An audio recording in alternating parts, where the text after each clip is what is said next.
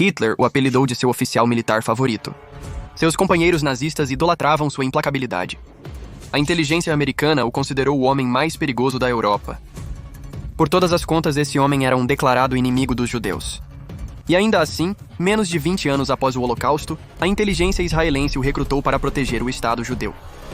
Então, por que um impiedoso oficial da SS passou de assassinar judeus para assassinar nazistas companheiros? E como o Mossad poderia justificar a parceria com alguém que tinha sangue judeu em suas mãos?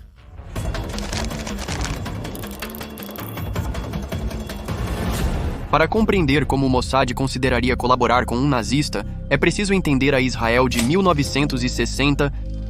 14 anos após sua fundação, Israel já havia se defendido de múltiplos ataques de nações vizinhas. Em 1962, o Egito ameaçava um novo confronto, desafiando a própria existência do Estado judeu. Em uma série de transmissões assustadoras no rádio, o presidente egípcio Nasser vangloriou-se de ter lançado com êxito foguetes de longo alcance, desenvolvidos com a ajuda dos principais engenheiros de armas do antigo regime nazista. Os foguetes poderiam atingir qualquer ponto ao sul de Beirute, ou seja, em qualquer lugar em Israel. A transmissão em hebraico declarou que os mísseis abririam as portas da liberdade para os árabes e retomariam a pátria roubada por tramas imperialistas e sionistas. Direto ao ponto, com bônus para a sinceridade. 2 dias após o lançamento do teste, o exército egípcio desfilou com os mísseis no Cairo. A mensagem para Israel era clara: eis os instrumentos da sua destruição.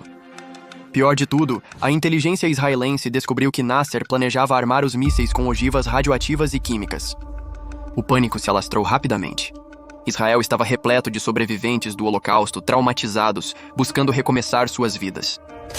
O Egito contratou os arquitetos do genocídio judeu para concluir a tarefa. Era como se o céu desabasse sobre nós, afirmou o diretor-geral do Ministério da Defesa. O primeiro-ministro Ben-Gurion supostamente se revirava angustiado à noite. Por anos, Israel tentou impedir que os cientistas nazistas desenvolvessem o programa de mísseis do Egito. Cartas-bomba foram enviadas para residências alemãs, mas não funcionou. A trama estava cheia de surpresas. Diversas bombas detonaram nas mãos erradas. O Egito rapidamente localizou e desativou o homem armadilhado. Então, os egípcios contrataram o mais novo obstáculo, o ex-oficial de segurança da SS, Hermann Adolf Valentin. Valentin neutralizava as tentativas de intimidação de Israel. Ele reforçou a segurança. Ele descobriu os próximos alvos do Mossad e frustrou seus planos. O que Israel poderia fazer? Eles se opunham à elite nazista. Eles precisavam de um infiltrado com as conexões certas no Egito. Alguém de confiança dos cientistas alemães. Alguém que pudesse derrubar Valentin. Eles precisavam de um nazista. Esse nazista era Otto Skorzeny, um ex-tenente-coronel da SS que havia sido o comandante de Valentin durante a guerra. Este era o cara que derrubou o governo húngaro para chegar aos judeus da Hungria.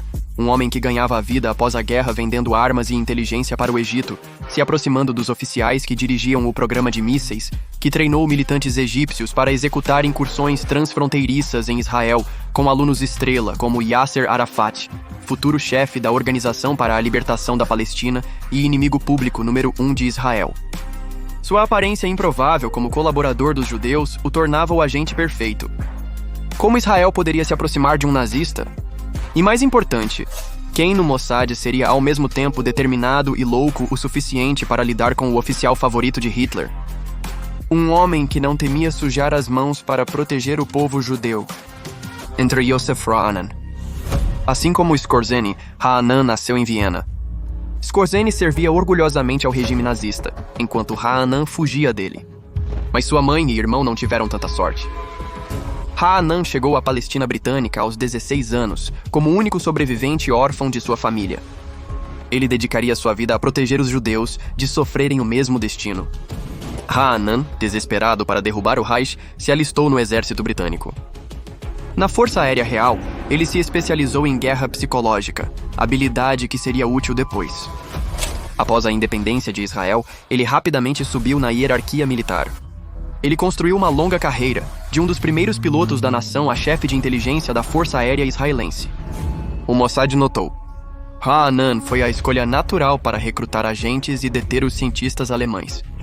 Imagine o nojo de Ra'anan ao saber pelo Mossad que teria que conquistar um nazista. Mas salvar vidas era o propósito. Ele não tinha o luxo de manter princípios morais. Os judeus não sobreviveram ao Holocausto, apenas para serem massacrados pelos egípcios. Então como você captura um nazista? O que um nazista quer? Haanan montou uma equipe para descobrir. Por semanas, eles observaram Skorzeny até conhecerem os detalhes mais íntimos de sua vida. O que o irritava quando tomava café da manhã e até a posição que dormia. E então eles encontraram seu caminho. Skorzeny e sua esposa tinham um casamento aberto, sempre buscando novos casais para se juntar a eles intimamente. 2 agentes do Mossad se disfarçaram como um casal. Ao entrar na casa de Skorzeny, o nazista sacou uma arma. Eu sei quem vocês são, e sei por que estão aqui. Vocês são do Mossad e vieram me matar, ele rosnou. Se quiséssemos te matar, você já estaria morto há semanas, respondeu o casal. Se nos matar, os próximos não se incomodarão em beber com você. Você nem verá os rostos deles antes que eles estourem seus miolos. Nossa oferta é apenas para que nos ajude. E Skorzeny, paranoico e aterrorizado com a possibilidade de ser caçado e morto, viu sua chance. Ele sabia que os judeus o procuravam, pois estava no topo da lista de criminosos de guerra do caçador de nazistas, Simon Wiesenthal.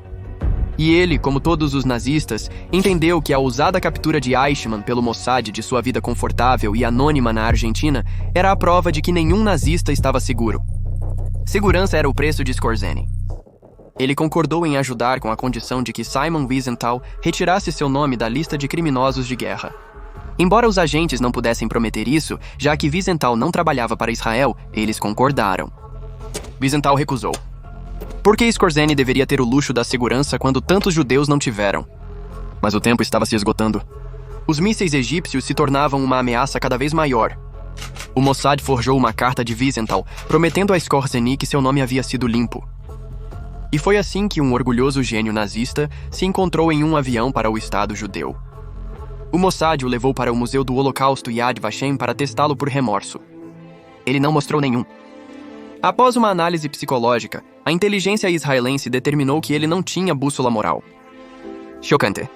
Qualquer suspeita de que ele os ajudaria a corrigir seus erros logo desapareceu. Mas isso importava? Israel contratou Skorzeny devido à sua impiedade, não apesar dela. Era hora de soltá-lo. O que se sucedeu foi inexplicável para os egípcios. Uma carta-bomba explodiu em um local de foguetes militares egípcios, matando 5 engenheiros. O renomado cientista alemão Heinz Krug foi brutalmente assassinado em seu carro, seu corpo encharcado de ácido. Uma reunião de ex-oficiais e cientistas nazistas, incluindo Valentin, foi grampeada, revelando dados cruciais sobre o programa de mísseis egípcio. Tudo isso foi obra de Adolf Skorzeny. Em pouco tempo, a revivência do Terceiro Reich no Egito chegou ao fim. Aterrorizados com a possibilidade de serem os próximos corpos jogados à beira da estrada, a maioria dos cientistas nazistas retornou para a Alemanha. Com as informações obtidas de Valentin por Skorzeny, o Mossad frustrou um plano egípcio de recrutar mais trabalhadores alemães. Sem os nazistas, o programa de mísseis do Egito desmoronou. Apesar da relação de Skorzeny com os israelenses ser baseada em trocas de favores, alguns ainda questionam sua fidelidade ao servir Israel. Esse mistério foi com ele para o túmulo. Ele morreu de câncer aos 67 anos. O funeral da lenda nazista foi um Quem é Quem do Terceiro Reich, com as músicas favoritas de Hitler tocando e um caixão coberto de suásticas e medalhas. Skorzeny foi colocado no chão. A uma certa distância estava o agente do Mossad Skorzeny, Yosef Haanan. Ele viajou por conta própria para prestar suas últimas homenagens ao ex-nazista que, contra todas as probabilidades, ajudou a salvar o Estado judeu. Adolf Skorzeny não foi o primeiro nem o último personagem vil com quem Israel decidiu se aliar. Porém, a decisão do Mossad de recrutá-lo levantou uma questão delicada que Israel inevitavelmente teria que enfrentar. O que acontece quando salvar vidas requer uma parceria com o mal? É uma pergunta inquietante e um privilégio para mim questionar, pois estou indagando de um país que existe, uma nação que fez o necessário para evitar uma catástrofe iminente. E quando se trata de vida ou morte, será que temos escolha?